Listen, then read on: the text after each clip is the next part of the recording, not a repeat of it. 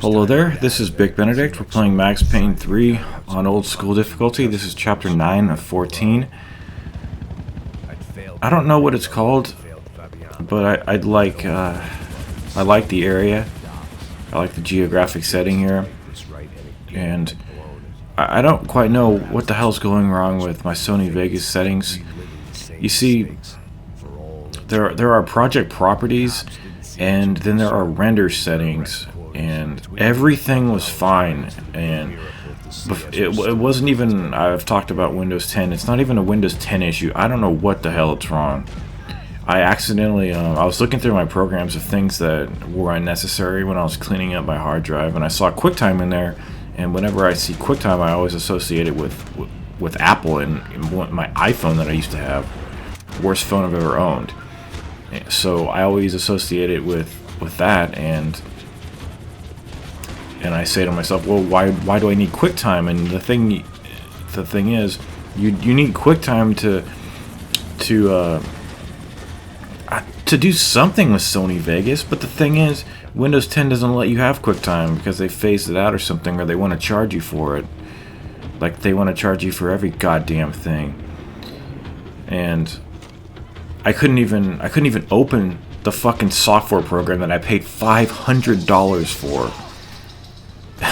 It's absolutely ridiculous. So I had to find some way of deleting the error message, and I did. And I think that had some negative repercussions or something, so I'm about at my wit's end with this. And also a little dissatisfied with my network, since they seem, a couple of times it seems like they've been giving me a reasonable sum of money that they owe me. Other times with this network called TGN that I'm affiliated with, it's like you guys are just stealing my money. It feels like that. So I'm not sure why. I'm trying to be in more of a positive mood. I know I'm a little negative. It's just that I'm dealing with quite a bit of pain, and just been really depressed lately for some reason. And it's most probably the result of just a lot of idle time and a lot of thought and a lot of reflecting, and just a lot of reflecting on failures. Here's the next clue.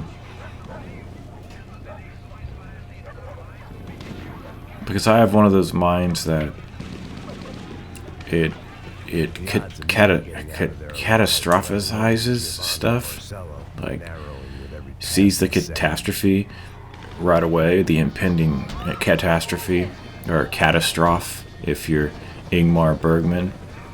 But the guy's dead now. Poor guy's dead.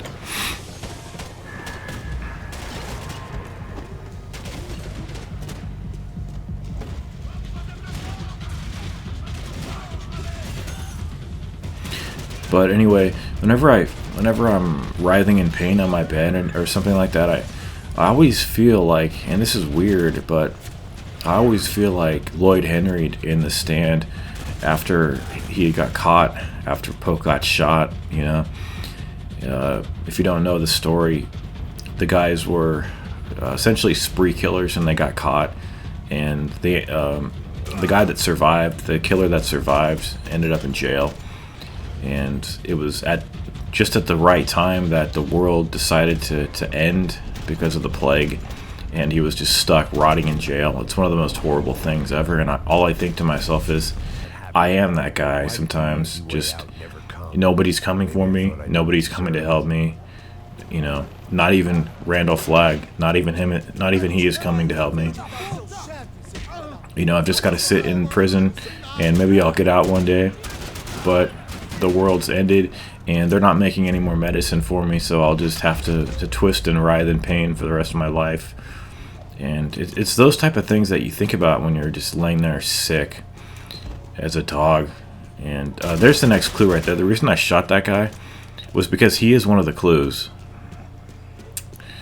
And one of the reasons I wanted to mention that is just because it's hard to articulate a lot of the terrors that you feel when you're just laying around at the mercy of your thoughts, especially when you're sick or you're in pain. And you know, you always want to bring the bright side to the guides, but at the same time, like these things, that these terrors that you feel, you feel like these need to be manifested so people know what they are, you know, so that they don't just go causing torment forever. And I know it's probably the weirdest thing I've ever said on here, but I'm just trying to I'm an honest guy. Sometimes, you know, little white lies will incorporate them into life, and it's more of lying just to survive, not to deceive, has always been my thought about little white lies that don't really do too much harm, but do help you to preserve yourself and your sanity and your well-being sometimes with people that just don't understand you particularly. And I've just been watching a lot of YouTube, a lot of Lance Henriksen stuff, because if you don't know that guy, he was in a groundbreaking show called Millennium back in 1996. I don't know when what like it was September or something, October. I was there watching the pilot of that show. I was there, just as I was there for the X-Files. It kind of dates me, but I was there, man, when the pilot aired.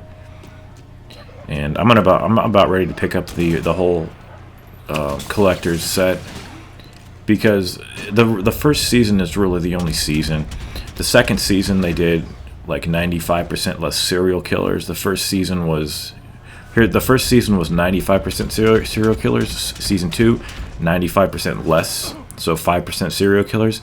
And then season 3 was just a fucking parody. It's unwatchable garbage. It truly is. It only has like one episode with one of the lingering characters, Lucy Butler, but that guy is old now, though. He's so fucking old, and I feel so bad, man.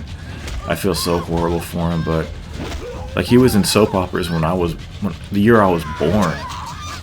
Take care.